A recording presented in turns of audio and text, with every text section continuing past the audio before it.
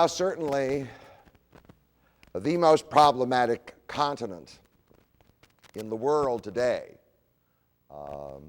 is Africa. It's the only continent in the world where in many parts of the continent the standard of living has gone down. It's worse than it was in many places 10 or 20 or 30 or 40 years ago. Now, that's not true in Latin America. It's not true in almost all of Asia. It's not true in Europe or in North America, but it is true in Africa, in particular in sub-Saharan Africa. That's the Africa that lies south of the Great Sahara Desert, which occupies most of North Africa. South of the desert lies this area that includes a prairie, a rainforest, and a sort of dry plateau in that order, and which is often called Black Africa because it is the home of what we designate in North America as the African race, with all its variations.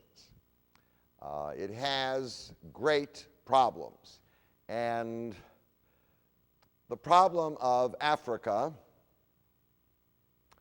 was aggravated by something called the conquest. Now, for many people, some people in the white world think that it was a good thing for Africa, but on the whole, it was viewed as a catastrophe. It was the conquest of Africa by Europeans. And the Europeans arrived in various waves, starting already in the 15th century. And they initially, between 1450 and 1850, occupied almost nothing of Black Africa. But after 1850, they took it all. They occupied it all. They divided up the land and the territory. They decided the boundaries, and they simply settled down. The first group of people to arrive were the people who invented the technology of navigation that enabled ships to go into the ocean. They are the Portuguese. And the Portuguese came along the coast of Black Africa in the 15th century. At the end of the century, they rounded the Cape of Good Hope, and then they came up the east coast, and then they headed straight for India and Southeast Asia. What were they looking for? Well, they were looking for a variety of things. First and above all, gold and silver. Everybody's looking for gold and silver. They settled for slaves. Sometimes they were able to pick things up like ivory. The Portuguese would establish little ports along the coast, and then they would venture up the rivers. The ports were generally at the mouths of rivers. After the Portuguese came the Dutch, and the Dutch were part of a new development. The first Europeans who came to Black Africa did not wish to settle there. They wished to find things that they could take back home. But already in the 17th century, a new development occurred. These were Europeans who came to Black Africa and decided to live there, to make it their home, and to exploit it, certainly to their economic advantage, but to make it their home. Now, the first group of people to do so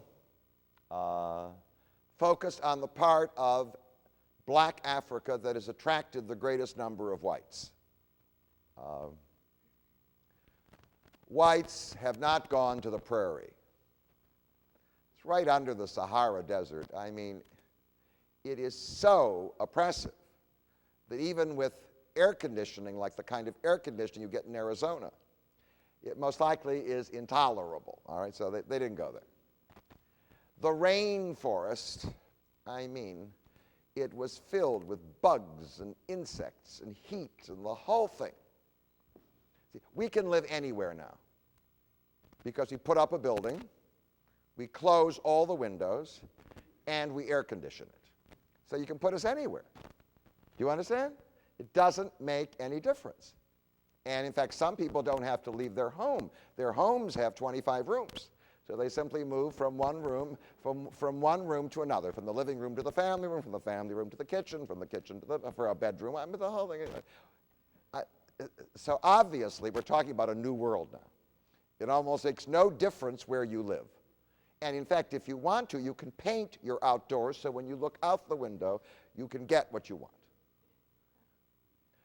But the rainforest is intolerable. Most Europeans who settled in the rainforest, or a large part of them, simply contracted diseases and died.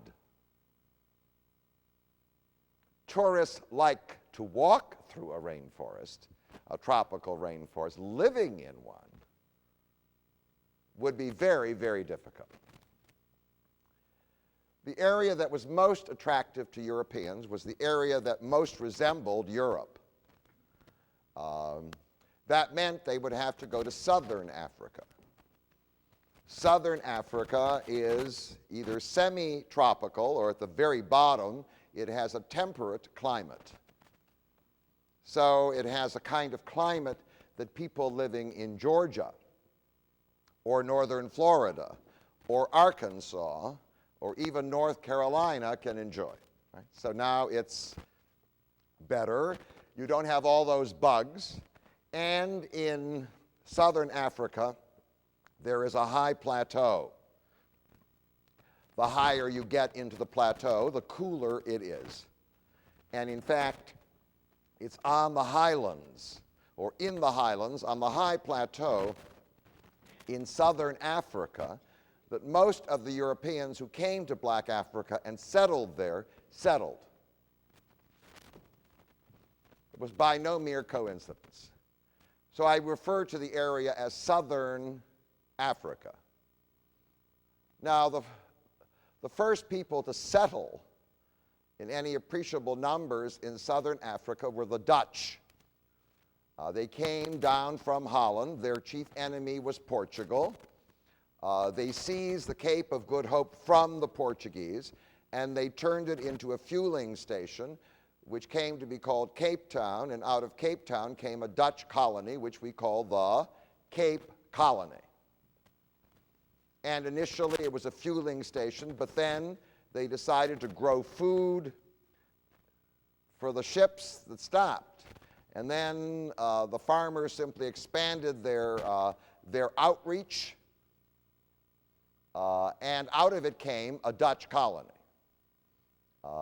From the beginning, what was established was something that was a response to the problem. The place was already inhabited.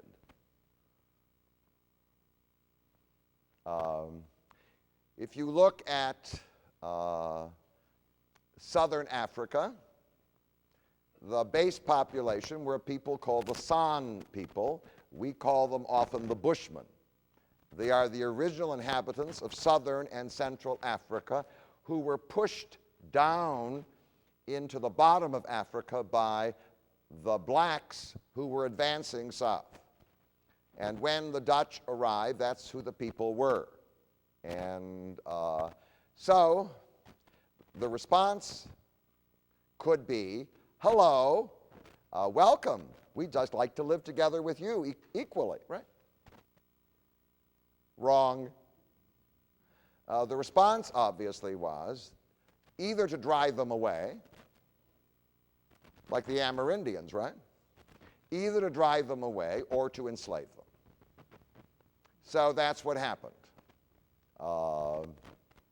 Now, the San people had already been attacked from the north.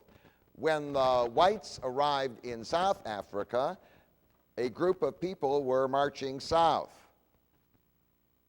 They were the blacks. The blacks, as we know them, the Negro race, originated in West Africa.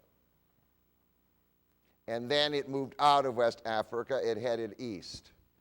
And then it turned south and came down on both sides of the rainforest. The strongest advance was on the east side. The blacks who headed south were called Bantus. And there must have been a mother Bantu language, but they ultimately divided up into many groups, and they moved south and south and south. And in fact, they reached southern Africa. And they reached southern Africa about the same time, or South Africa about the same time as the Dutch arriving. And the San people were caught between the two. The Bantu people were at a higher stage of development than the San. The San were basically hunters and gatherers. The Bantus were engaged in agriculture, but mainly in the raising of cattle. And they bumped into the San, and they killed many of them. They expelled many of them. Some of them they had sex with, and out of it came a people called the Khoikhoi, who were half San and half black. We call them the Hottentots. And they raised cattle. So when the Dutch arrived in southern Africa, they found the San, they also found the Khoikhoi, and they also found, advancing from the north, they found huge numbers of Bantus. The Bantus were divided up into many nations. So let me give you the names of the nations. One is called the Xhosa. One is called the Guni. One were called the Sutu. One was called the Venda. One was called the Tswana. One was called the Shona. So hang on to the Shona. You can forget the others. Just hang on to the Shona. The Shona came down, and they settled down on the high plateau in the middle, in the area where today there exists a country called Zimbabwe. All right? So the nation that lives there, the majority nation that lives there, is a Bantu nation that raised cattle and settled down in the highlands. Zimbabwe today is a country that lies directly north of South Africa, but what is important about it is its northern boundary. There are certain great rivers in Africa. When the Shona arrived, there was no South Africa. They just arrived in southern Africa. There are certain great rivers. Living along a great river has a what? An advantage for purposes of transportation and movement, mobility. There is the Nile that rises in Tanzania and flows all the way north to the Mediterranean. There is the Niger that rises in Guinea and curves and flows into the Atlantic Ocean. There is the Congo that rises in the highlands of what today is the eastern Congo, curves and empties out into the Atlantic Ocean. But one of the great rivers and streams of Africa that drains the water of southern Africa is called the Zambezi. The Zambezi is also famous for a great tourist attraction. They have a great waterfall on it called Victoria Falls. When the Shona got there, there was no Queen Victoria, and they did not call it Victoria Falls. But the falls were there, and the Zambezi arises in the plateau of Angola and flows all the way eastward into the Indian Ocean. And in fact, the Shona people settled along the Zambezi. That was their home. Other nations continued to move south. The Shona people found in their territory something called gold, which has been valued for a long, long time, even before modern times. They found gold in Var Hills. And at the same time, they found people to buy the gold. They were the Arabs. The Arabs had created a vast empire, a vast Muslim empire, and now Arab traders were coming along the east coast from Arabia, the east coast of Africa, establishing little ports and trading posts. They generally established posts at the mouths of rivers because they could go up the river, right, and get to the goods they wanted. They established a little port at the mouth of the Zambezi called Sofola. And from Sofola, they went up the Zambezi, and they discovered the Shona, and the Shona had gold. And out of it came a great trade. The Arabs and the Shona together produced in southern Africa the first urbanized state. So much wealth came to the Shona that they ultimately established a kind of kingdom with a king whose name was Monomopata. That was the title of the king. Like Pharaoh, he was called the Monomopata, and throughout the Arab world, he was very, very famous. And if you go to Zimbabwe and you're a tourist, and you're not only interested in staying at the hotel near the Victoria Falls.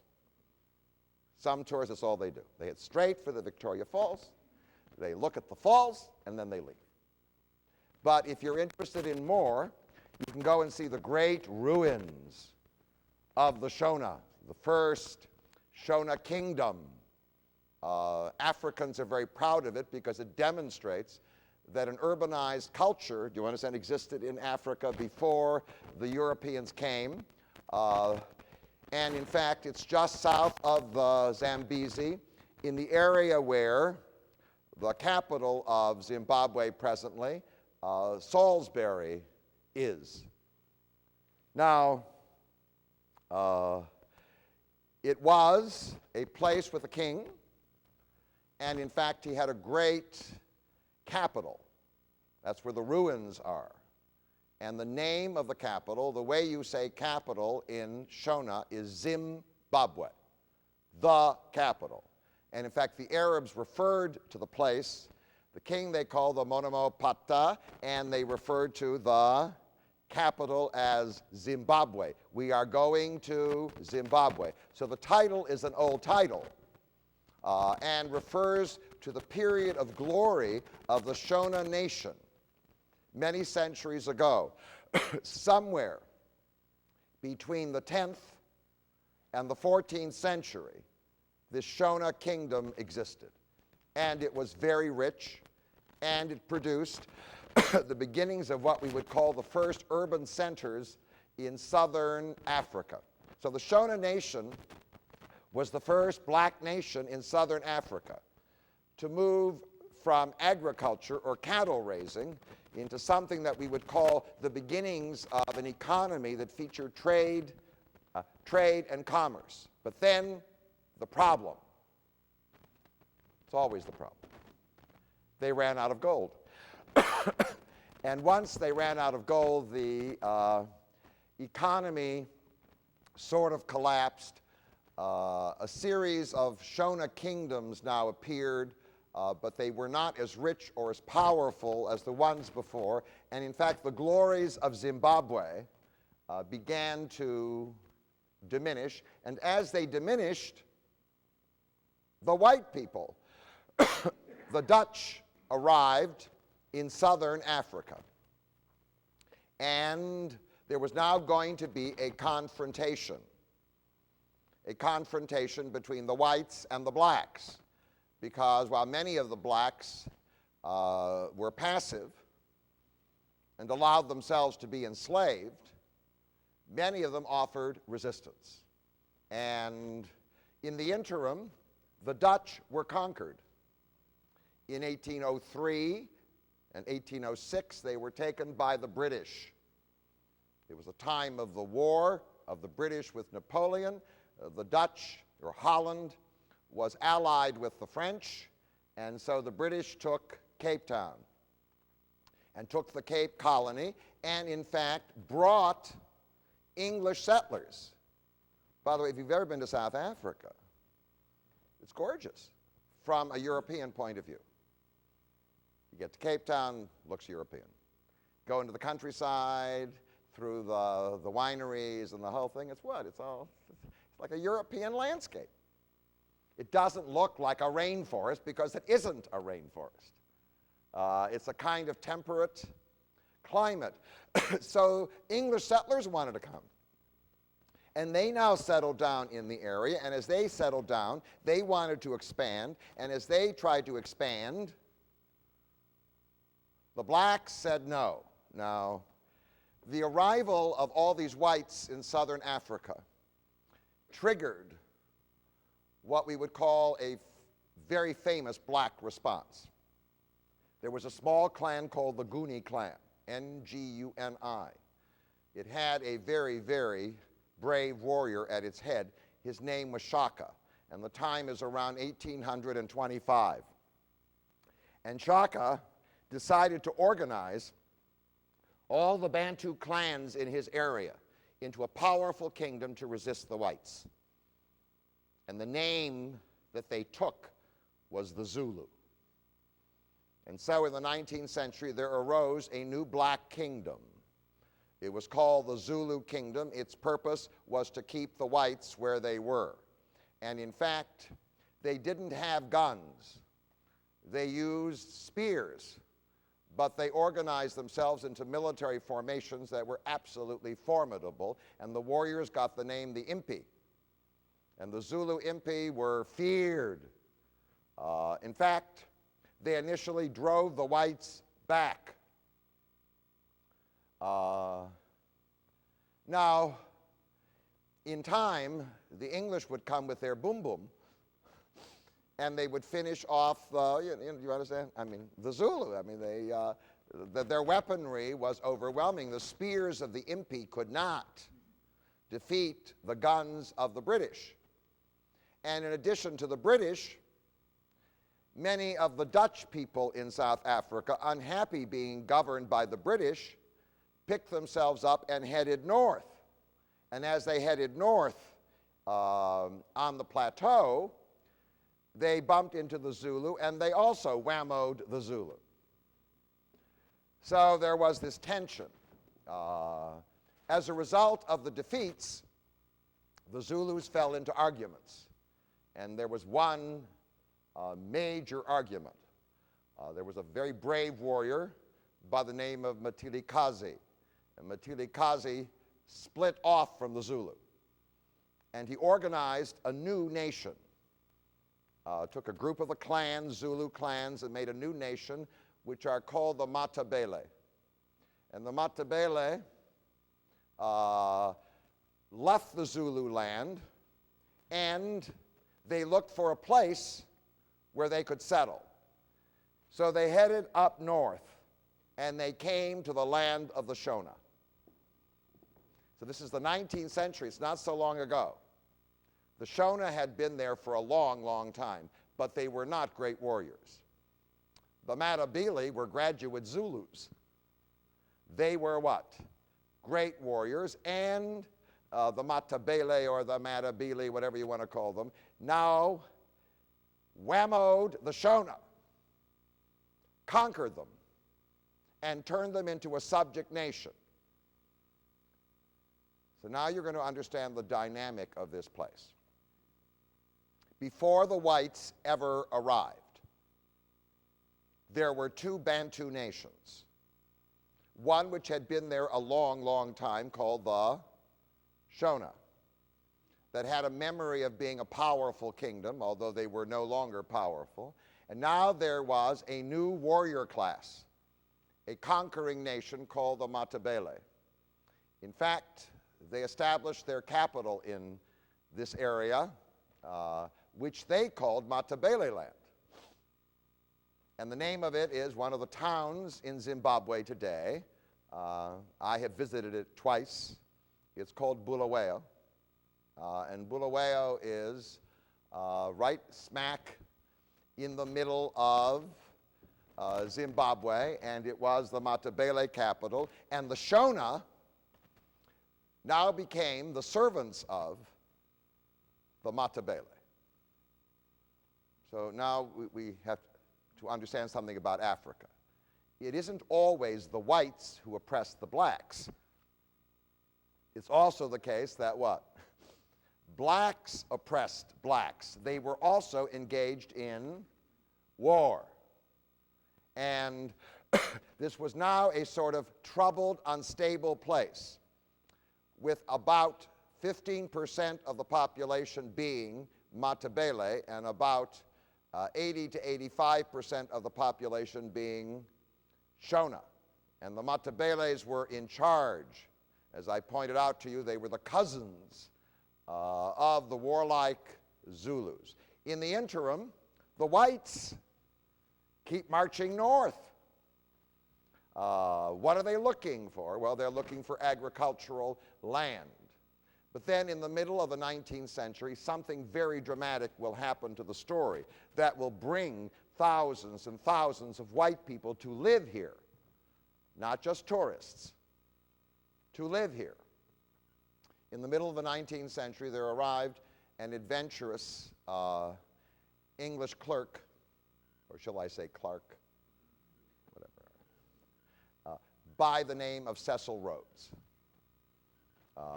He ultimately was to make his story an important part of the story of white people in South Africa. He arrived in the Cape Colony, and he developed a political career. In the end, he would become the prime minister of the Cape Colony because since there were so many white people, the British allowed the white people to govern themselves as long as they remained part of the British Empire, and he was the prime minister of the Cape Colony. Colonies with white people were allowed to be self-governing colonies. No sooner does he become prime minister than they find something else other than gold. They find diamonds. Well, where do they find the diamonds? Well, they find the diamonds in a place called Kimberley. Well, what's the problem? Just take Kimberley from the blacks, that's all. Is there a problem? Well, the problem was that Kimberley didn't belong to blacks. Kimberley belonged to whites. How could it belong to whites? I'll tell you. I mentioned before that a large number of Dutch people, not wishing to live under the British, marched north.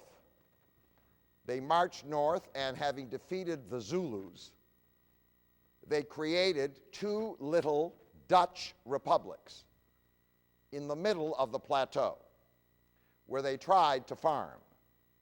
One of the republics was called the Orange Free State, and the other one was called the Transvaal. Didn't make much difference.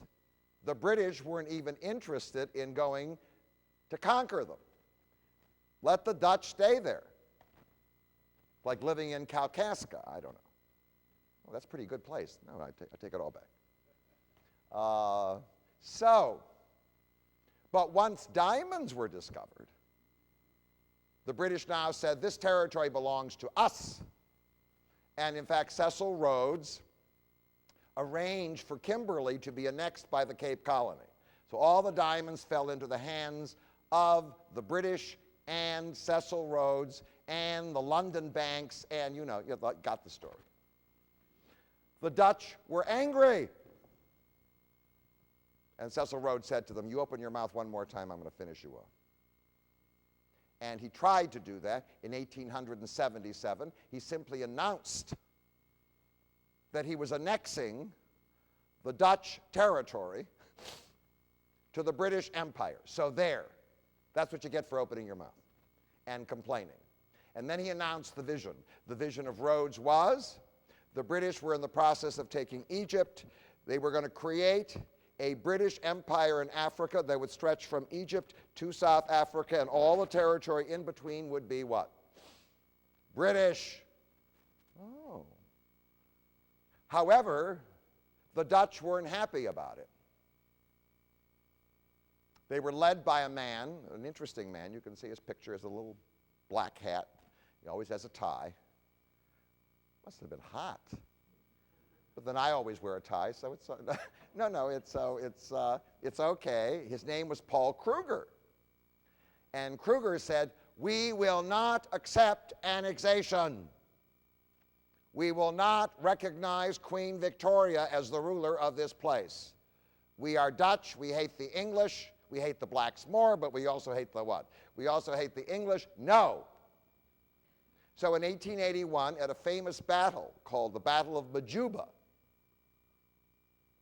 nobody could believe it, the Dutch army defeats the British, the army raised by Cecil Rhodes. I mean, he has to go to London to find a shrink. I mean, he can't even handle. I mean, the humiliation of it is absolutely overwhelming. So now he's absolutely determined. He's determined to take these two Dutch republics, which now lie in what today is called northern South Africa. In the interim, there's another complication. In 1886, in the middle of the Transvaal of Dutch territory, they find gold, not just a little bit of gold. They find huge reservoirs of gold. And once the word spreads, thousands, hundreds of thousands of people, like the Klondike Gold Rush, now pour into the area. And now they arrive, and now they outnumber the Dutch. Among them are the English. There are French people. There are Germans. There are even Jews from Lithuania. Everybody is coming to this place, do you understand? They're going to make their fortune. So the Dutch didn't know what hit them. And now Rhodes knows that most of the people there would prefer to be governed by the English rather than the Dutch. We're a bunch of farmers. So now Rhodes says, well, these Dutch republics claim to be democratic, meaning they give all white people the vote. If they will give all white people the vote, then in fact these two Dutch republics will join the British Empire. And Paul Kruger said, never, no, whatever it was. So Cecil Rhodes, in order to strengthen his claim on the Dutch republics, decides on the following strategies, very important. That he will go north of the two Dutch republics into the land of the Matabele and Shona and take it. By what authorization did he take it? What authorization? Did he need authorization? No. I mean, it's black territory. Who cares? So the next thing you know is he organizes a company, a corporation called the British South Africa Company. It has investors and whatever. He finds them in South Africa. He finds them in London, wherever it is. And now they send an expedition. The expedition goes around the Dutch republics. It enters into an area which today is called Botswana, where a people called the Tswana live. They surrendered, and Botswana now becomes a British colony. And then the expedition crosses over into the area of the Matabele and the Shona. Now, when they enter the territory is occupied by two Bantu nations. One are the Shona, the other are the Matabele. The Matabele are in charge. They are warlike. They have impis just like the Zulu. And so for the next 5 years, there's a major war. In order to take the territory, you have to defeat the Matabele. And the Matabele won't be defeated. And it goes on for 5 years. By 1895, they are subdued. And in fact, the British, or the British South Africa Company, occupies Bulawayo. Are the Shona happy? Well, they're happy that their black enemies, the Matabele, were defeated. Are they happy that the British have arrived in their place? I don't know. I don't know. They had mixed feelings. The British now establish a base in Zimbabwe. The first one is called, obviously, guess, Fort Victoria. Right? It has to be. The Queen is named Victoria. Later on, they will move it to another place named after the British Foreign Minister. His name was Lord Salisbury. I think there's a steak named after him. No, whatever. And in our childhood, we used to say Salisbury, remember that? But it's Salisbury. So Lord Salisbury. So they named the new British administrative center Salisbury. And now they've got this area. And they have to figure out what to call it. Well, somebody says, call it Zimbabwe. That's what it used to be called. Well, you know, the British have trouble with African names. They would say Zimbabwe or something like that, but they wouldn't know what to say. So somebody suggests, call it Shonaland. I don't like that. Then somebody sitting around the table where Cecil Rhodes was said, why do we name who did the whole thing? So we'll name it after him and call it Rhodesia. And Cecil said, oh, no, gosh, please. No, I couldn't possibly accept the whole country. No, never. But, you know, it didn't take long. I said, well, all right, if you insist. So the country came to be called, it was named after Cecil Rhodes in 1895, the territory. And then Rhodes made the big mistake. He was so anxious to conquer the Dutch republics, which lay to the south, squeezed between the Cape Colony and Rhodesia, that he sent a group of raiders under a man called Jameson into the Dutch republics. And it's called the Jameson Raid, and it was defeated. And in fact, it was clear that Cecil Rhodes had ordered it. He was politically embarrassed. He had to resign his job, and that finished him off. But I must say, before he left his job, he had a country, Rhodesia. And now, there it is. So, what happens to it? In 1910, the British, having finally defeated the Dutch in a long war lasting 3 years, and having absorbed the Transvaal and Orange Free State, now decide to create something called the Union of South Africa, which will include the British colonies in South Africa. Well, why not Rhodesia?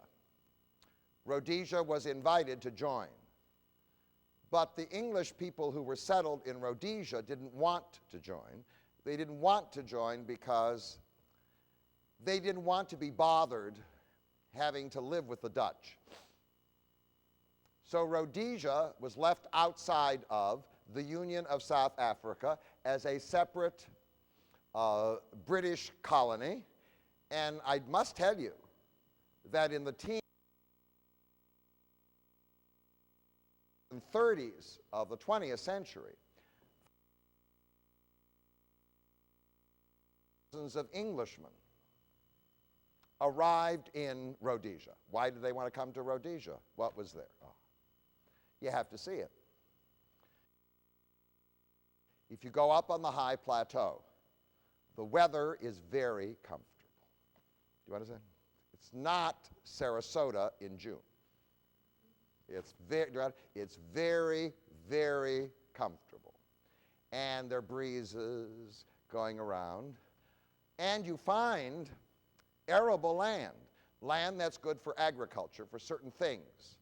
What can you grow there? Well, what they discovered that you could grow with great success was tobacco,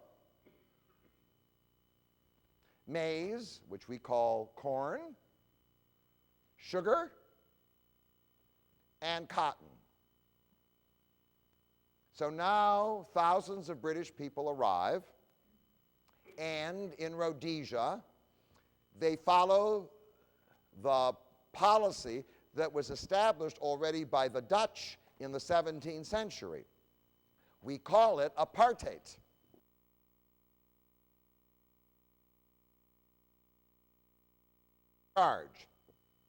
The blacks are their servants. Blacks do not vote because they are children. Only whites are adults, therefore what? They get the vote. Women don't get the vote.